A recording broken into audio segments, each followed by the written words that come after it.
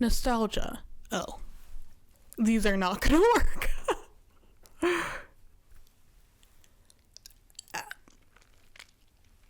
Okay, that's better. You guys saw them though, right? The fangs. Alright, great.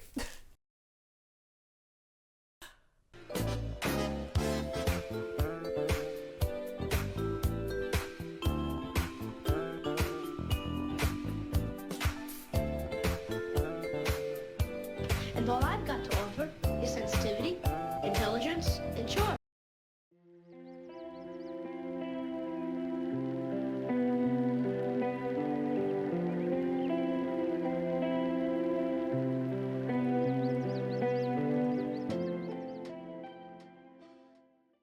Nostalgia.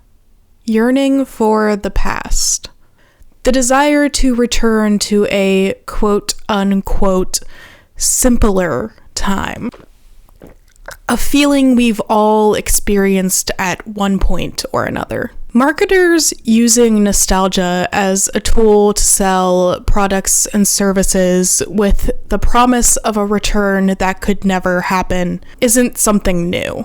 But has anyone noticed an increase in that? Why does every Nintendo ad feature adults playing on their Switch, not children? Why do ads for the Disney parks seem to include more adults than ever before? The allure of an endless childhood is a strong one. I swear like 25% of the TikToks I get on my For You page are slideshows titled things like Christmas in the 90s, Halloween in the early 2000s, POV, it's 2002 and your teacher is throwing a pizza party. All with hundreds of thousands of likes. If you take a step back and look at the marketing and the trends and the culture, you would think that we as humans crave nothing more than an eternal childhood. But taking a look at our stories about these never-ending pre-adolescents paints a different picture. Let's take a look.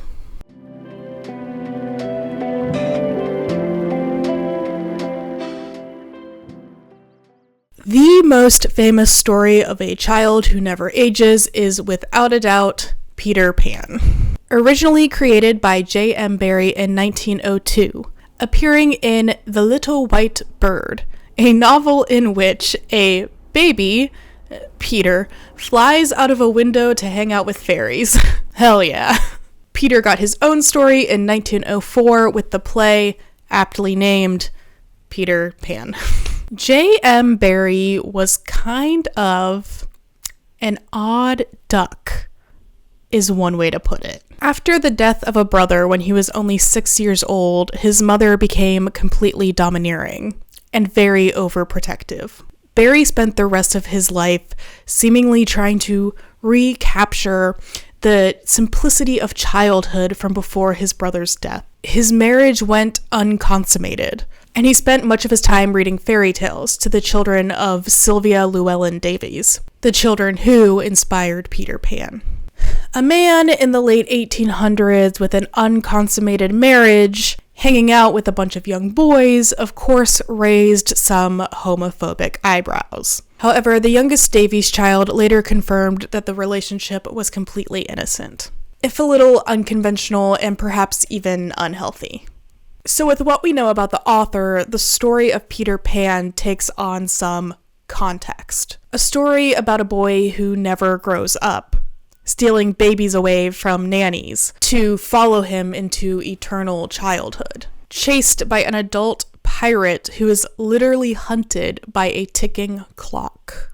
I'm sure you can all connect the dots yourselves. People like to pretend that Peter is like this evil demon in the original play, which isn't necessarily the case. What is the case is that he's egotistical, brash, and stubborn. He steals babies because he's a child and doesn't understand why that's bad. He's comfortable with the idea of death because he doesn't really understand it. To die would be an awfully big adventure, etc. He's evil in the way any unparented eternal child would be, which is the conclusion the darling children come to at the end of the story. ultimately deciding to leave Peter to his eternal childhood to return to the real world and grow into adults.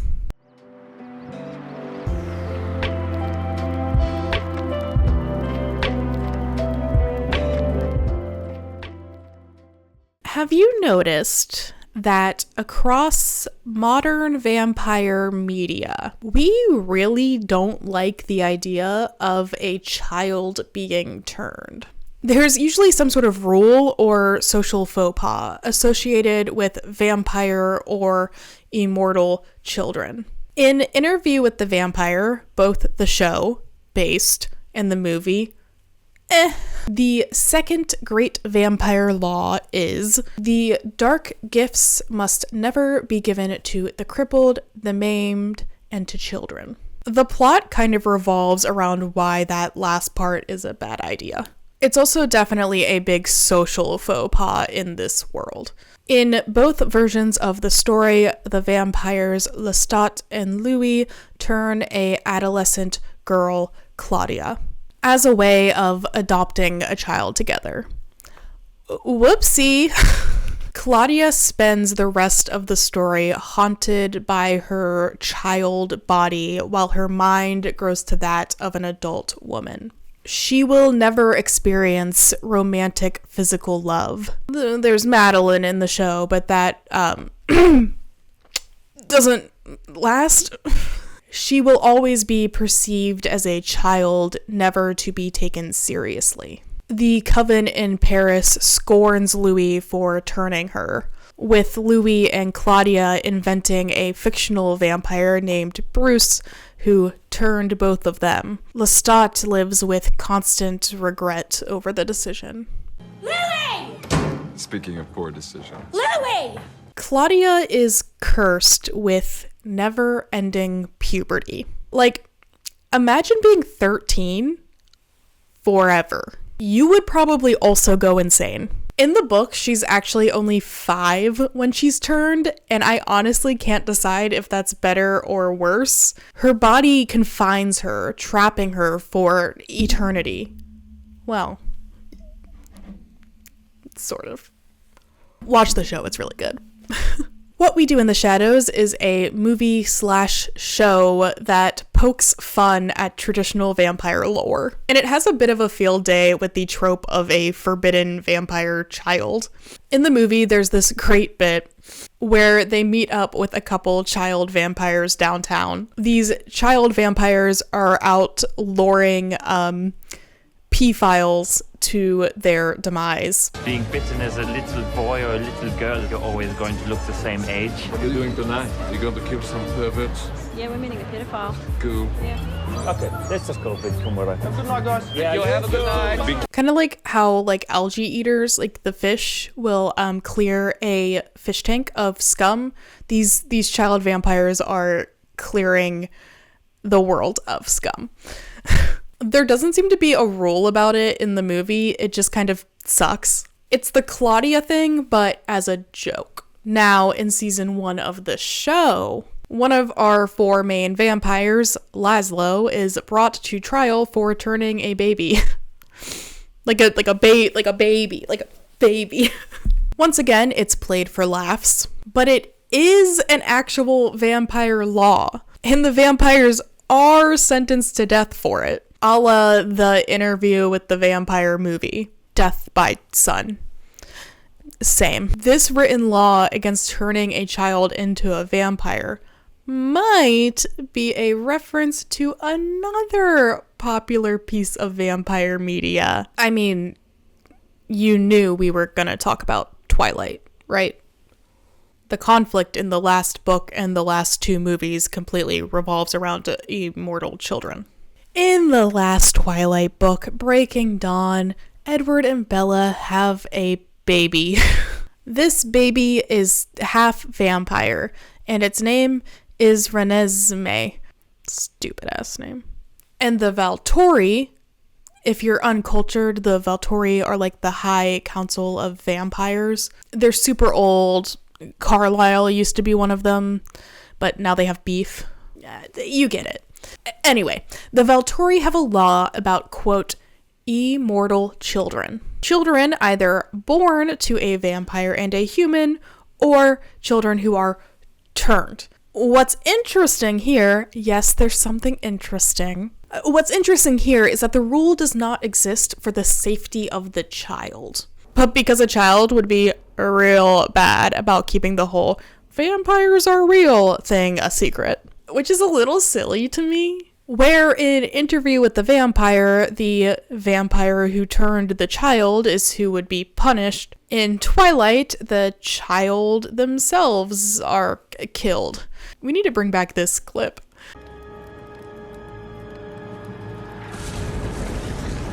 We get it, Stephanie. Breaking Dawn is about being pro-life. It's about as subtle as an elephant marching down Fifth Avenue.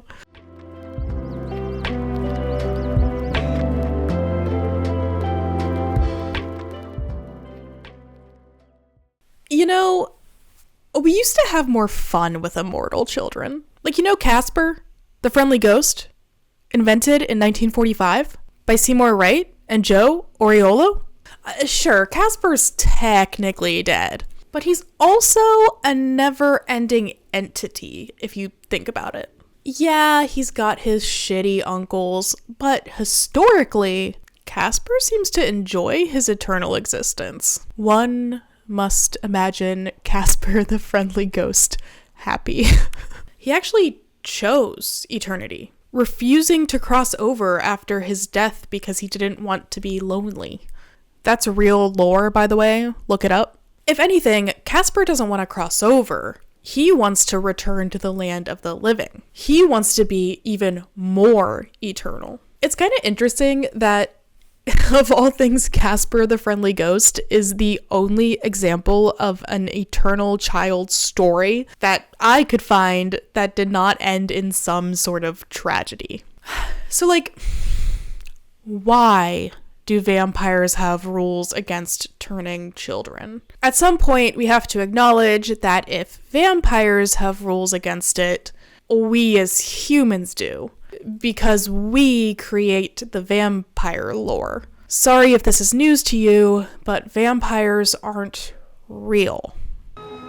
Siri, pause.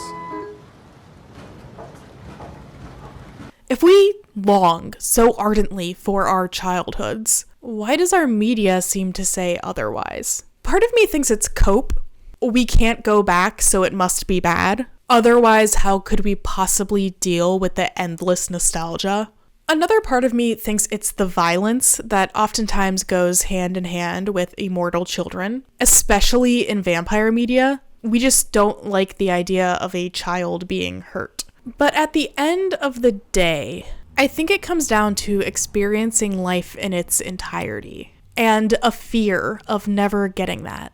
Yeah, childhood is great, but adults get to book big vacations and eat ice cream for breakfast. Life is, bear with me, life is, if you take a step back, really beautiful. And those adult experiences are really beautiful. And despite our yearning to go back to a simpler time, in our cores, we know that experiencing that beauty is a gift, an incredible gift. And taking away that gift is incredibly cruel, even if you're a vampire.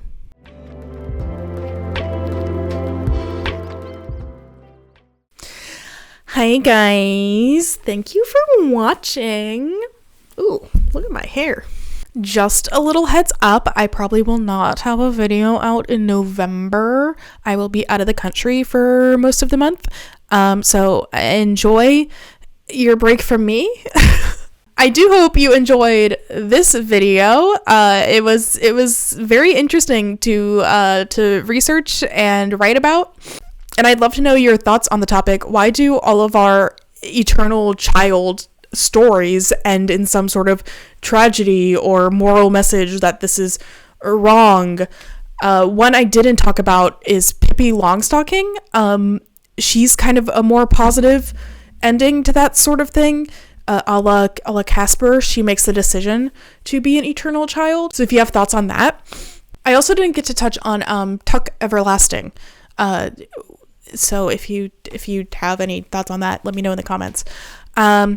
If you liked this video, give it a little thumbs up, leave a comment, subscribe if you would like to see more stuff like this.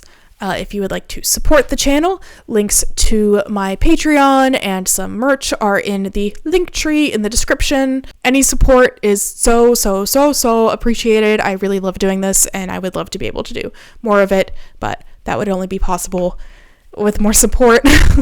If you didn't like this video, go eat a Snickers. You're not yourself when you're hungry. Bye.